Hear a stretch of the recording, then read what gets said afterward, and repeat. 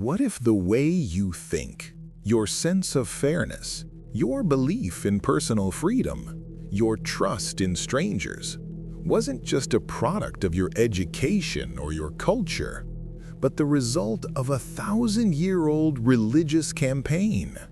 What if your very psychology, how you love, how you reason, how you define right and wrong, was shaped not by the Enlightenment, not by modern science, but by a quiet revolution launched by the Catholic Church in the shadows of the Roman Empire?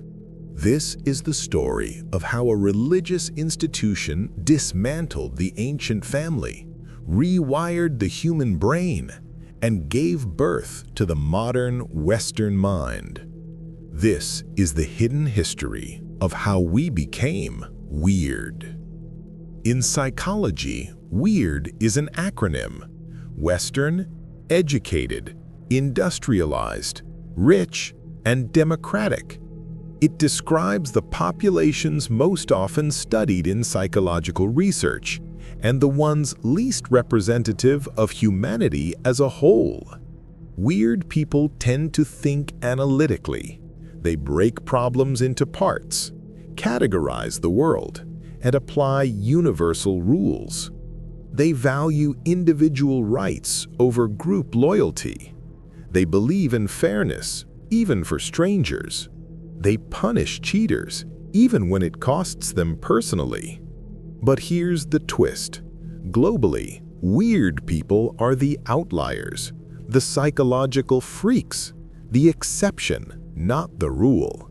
In most societies, past and present, people think relationally.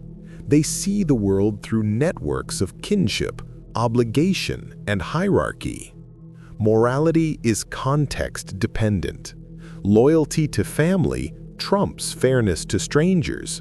Rules bend for relationships.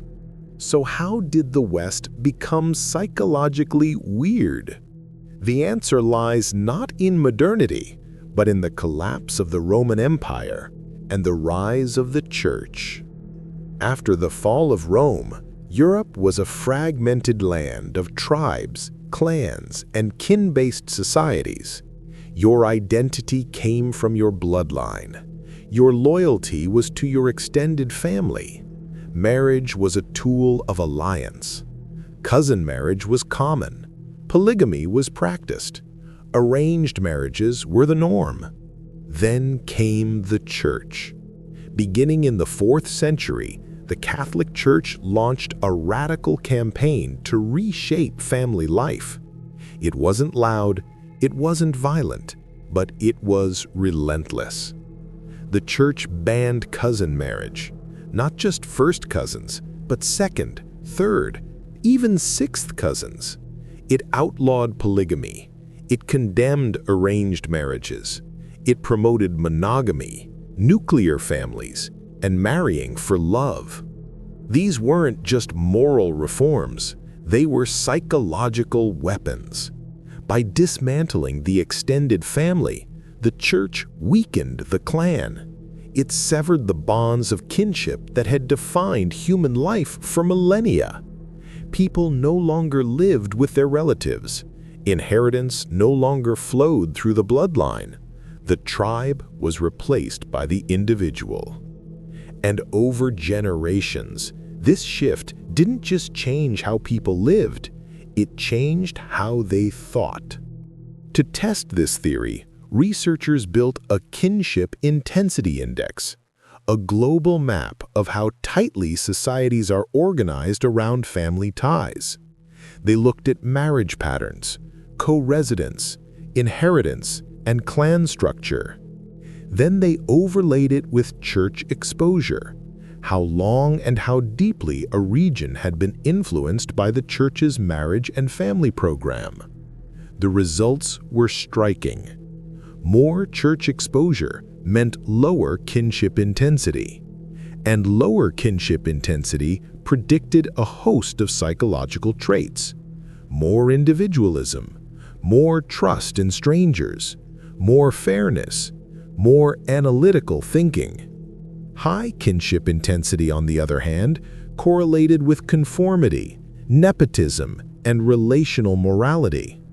In high kinship societies, people are more likely to favor family over fairness, to obey authority, to see morality as situational.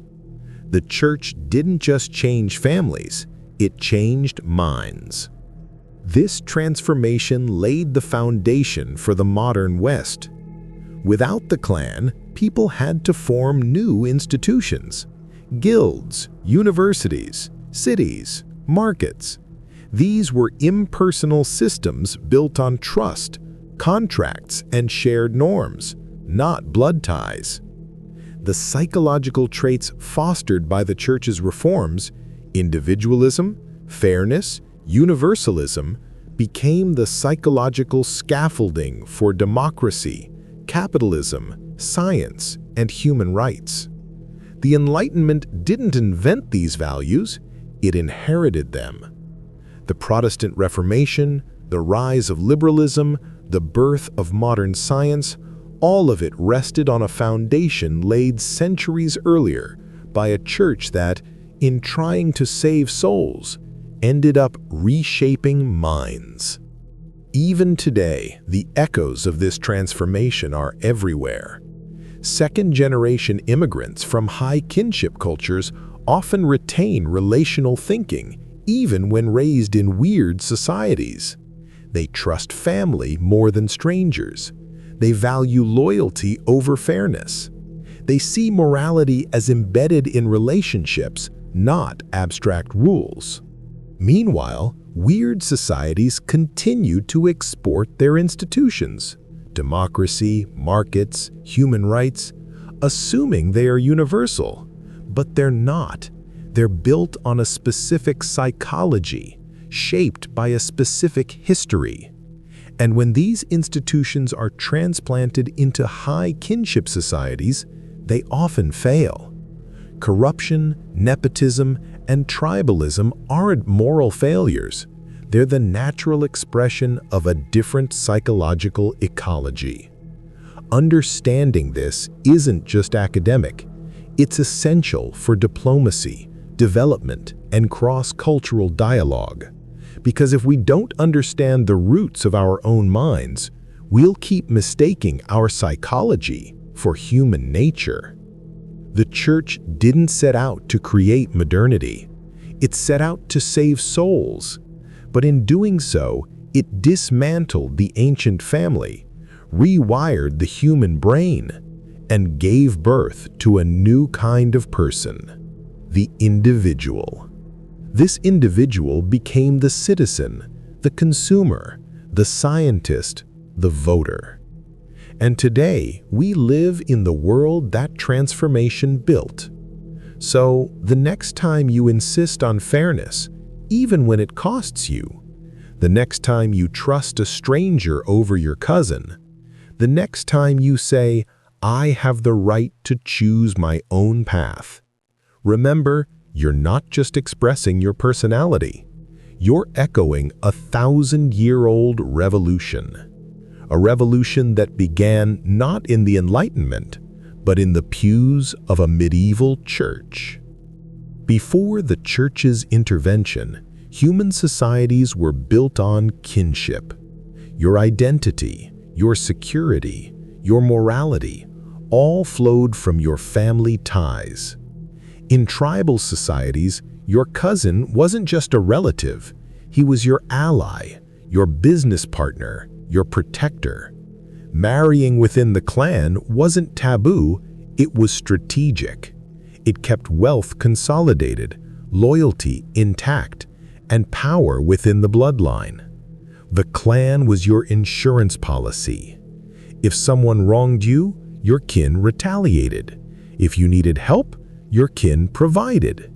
Justice was personal, morality was relational, and the idea of trusting a stranger over your cousin? Unthinkable.